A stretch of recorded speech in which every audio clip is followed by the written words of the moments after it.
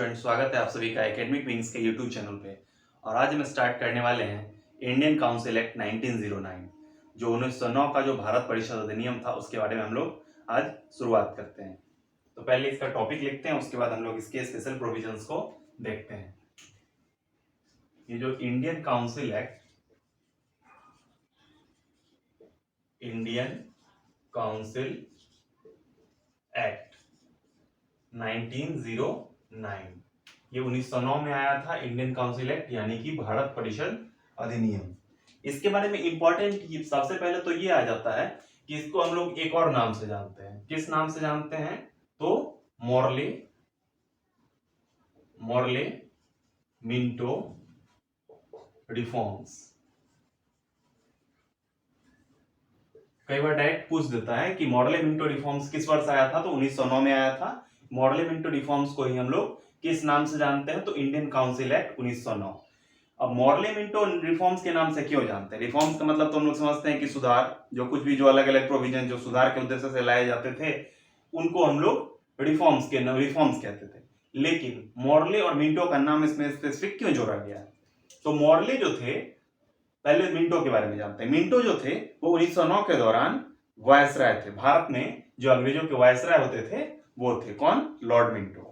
अब Lord Minto तो viceroy थे, इसलिए उनका नाम इसमें लिंक किया हुआ है। लेकिन मॉर्ले क्या थे? तो हम लोगों ने देखा था कि 1858 में जो गवर्नमेंट ऑफ इंडिया एक्ट आया था उसके तहत बोर्ड ऑफ कंट्रोल और कोर्ट ऑफ डायरेक्टर्स, इन दोनों पोस्ट को समाप्त करके एक नया ऑफिस का क्रिएशन हुआ था, सेक्रेटरी ऑफ स्टेट, जो कि ब्रिटिश पार्लियामेंट के मेंबर हुआ करते थे और डायरेक्टली उनको रिस्पॉन्सिबल हुआ करते थे। तो मॉर्ले जो थे वही सेक्रेटरी ऑफ स्टेट थे, उस वक्त भारत सचिव थे। तो मॉर्ले सेक्रेटरी ऑफ स्टेट और मिंटो वायसराय थे, इसलिए इन दोनों का नाम जो है सो इस रिफॉर्म्स के साथ जुड़ा हुआ है और इसको हम लोग मॉर्ले मिंटो रिफॉर्म्स के नाम से जानते हैं। किसको? Indian council act 1909। ये एक इंपॉर्टेंट हो गया। अब इसके मेन प्रोविजंस पे आते हैं। सबसे पहला जो इसमें प्रोविजन हो जाता है वो ये हो जाता है कि जो वायसराय का जो लेजिस्लेटिव काउंसिल था उसको इंक्रीज कर दिया गया। वायसराय लेजिस्लेटिव काउंसिल जो थी, legislative council of viceroy became enlarged।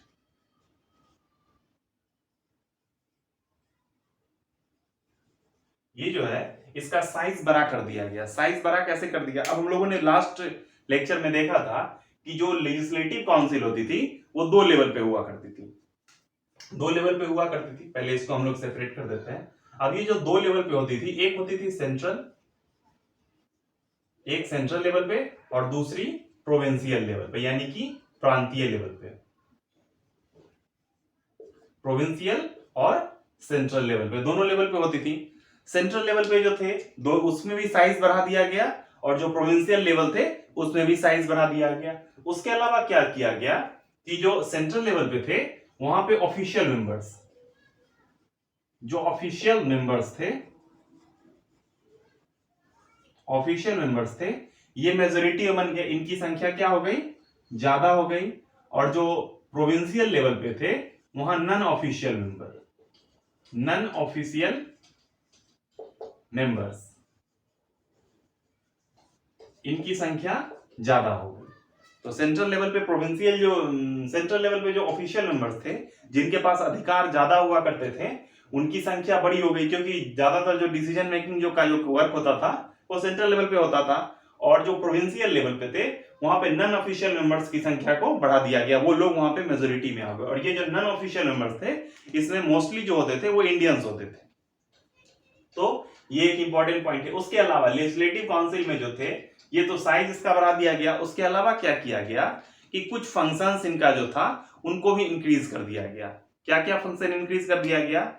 तो रिजोल्यूशन ये लोग मूव कर सकते थे बजट पे। उसके अलावा सप्लीमेंट्री क्वेश्चन पूछ सकते थे, ये उसको भी लिख सकते हैं। कुछ जो फंक्शंस को जो बढ़ा दिया गया था, तो फंक्शन में कौन कौन से हो जाएंगे? Move resolution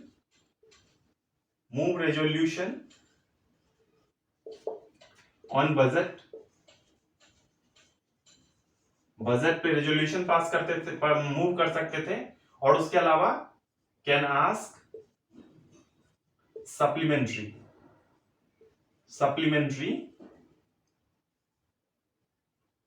questions. ये दो जो था इंपॉर्टेंट, उनको अधिकार दिया गया। क्या क्या? रिजोल्यूशन मूव करने का किस चीज से? बजट पे, और आज सप्लीमेंट्री क्वेश्चन पूछने का भी अधिकार लेजिस्लेटिव काउंसिल के जो मेंबर्स थे उनको दे दिया गया। इससे पहले तक क्या होता था कि ये सारा जो एकाधिकार था वो वायसराय का होता था। वायसराय खुद ही इन सारी चीजों पे डिसीजन लिया करते थे। सप्लीमेंट्री क्वेश्चन क्या होता है? जैसे कि आज के संदर्भ में अगर हम लोग देखें, आज के कंटेक्स्ट में, तो हम लोग देखते हैं कि पार्लियामेंट में जो मेंबर्स जो होते हैं वो अलग अलग विभाग के जो मिनिस्टर्स होते थे, जो मंत्री होते हैं, उनसे उनका जो अफेयर होता है, उनका जो विभाग होता है, उससे रिलेटेड क्वेश्चंस पूछते हैं। तो जब पहली बार क्वेश्चन पूछा जाता है वो तो नॉर्मल हो गया, लेकिन जब उसके बाद वो जवाब से संतुष्ट नहीं होते हैं या फिर उनसे रिलेटेड कुछ और क्वेश्चन ऐड करना चाहते हैं, तो उसको पूरक प्रश्न यानी कि सप्लीमेंट्री क्वेश्चंस कहते हैं। और यही पूरक प्रश्न यानी कि सप्लीमेंट्री क्वेश्चन पूछने का अधिकार लेजिस्लेटिव काउंसिल के सदस्यों को दे दिया गया था। किस एक्ट के थ्रू? गवर्नमेंट, ये इंडियन काउंसिल ऑफ एक्ट 1909, इसके तहत ये एक इंपॉर्टेंट प्रोविजन हो जाता है। अब नेक्स्ट क्या हो गया कि अभी तक ये सारी बात तो हम लोग लेजिस्लेटिव काउंसिल का देख रहे थे कि वायसराय का जो लेजिस्लेटिव काउंसिल है उसमें भारतीय सदस्यों को जगह मिली या फिर जो ये सब अधिकार दिया गया, उन चीजों को हम लोगों ने देखा। लेकिन इसमें एक और जो इंपॉर्टेंट जो चेंज आया था इस एक्ट में कि एग्जीक्यूटिव काउंसिल, जो कि वायसराय की जो दो काउंसिल थी, एग्जीक्यूटिव काउंसिल और लेजिस्लेटिव काउंसिल, तो एग्जीक्यूटिव काउंसिल में पहली बार भारतीयों को शामिल किया गया था। एग्जीक्यूटिव काउंसिल में भारतीयों को पहली बार शामिल किया गया था, और उसमें जो शामिल किया गया तो उसमें एक सदस्य का नाम काफी इंपॉर्टेंट है, जिनका नाम है सत्येंद्र प्रसाद सिन्हा। उस सत्येंद्र प्रसाद सिन्हा को हम लोग विभिन्न नामों से जानते हैं, जैसे कि एसपी सिन्हा हो गया या फिर लॉर्ड सिन्हा हो गया। तो उसको हम लोग लिख लेते हैं, इसको नोट डाउन कर लेते हैं। Indians were included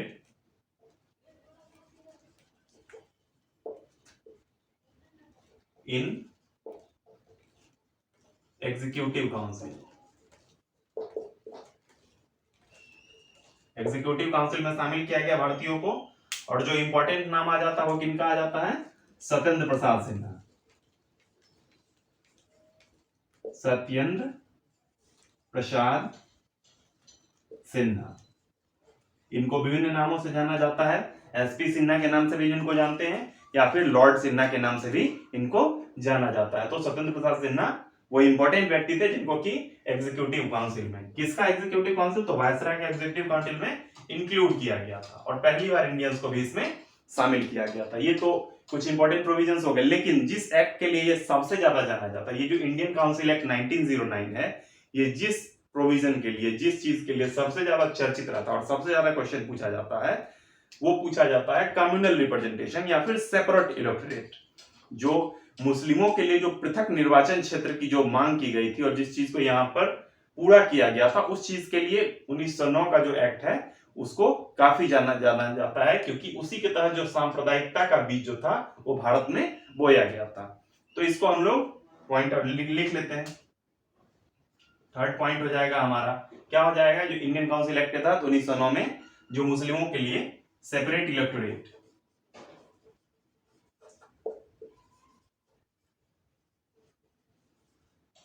electorate for Muslims, Muslims के लिए जो थी वो सेपरेट इलेक्टोरेट की व्यवस्था की गई थी। ये इसी एक्ट के तहत की गई थी, और ये वीवीआई है, ये काफी ज्यादा पूछा जाता है, ये वीवीआई है।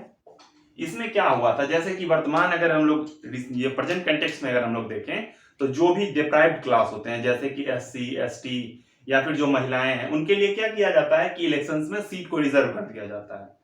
ठीक है, तो सीट को तो रिजर्व किया जाता है, लेकिन उसमें जो मताधिकार का जो पावर होता है, जो मताधिकार है यानी कि जो उनको चुनने का अधिकार है, वो सारे लोगों का होता है। ऐसा नहीं है कि अगर कोई क्षेत्र, कोई सीट महिलाओं के लिए रिजर्व किया गया तो वो सिर्फ वहां पे महिलाएं वोट डाल के उनको इलेक्ट करेंगी।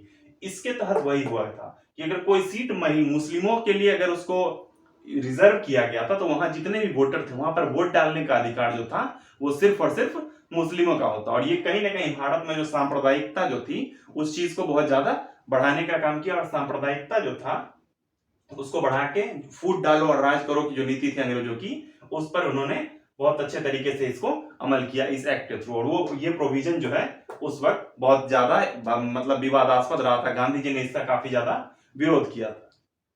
तो इसी के तहत हम लोगों ने इंडियन काउंसिल एक्ट 1909 के तहत काफी सारे जो प्रोविजंस थे उसको देखा।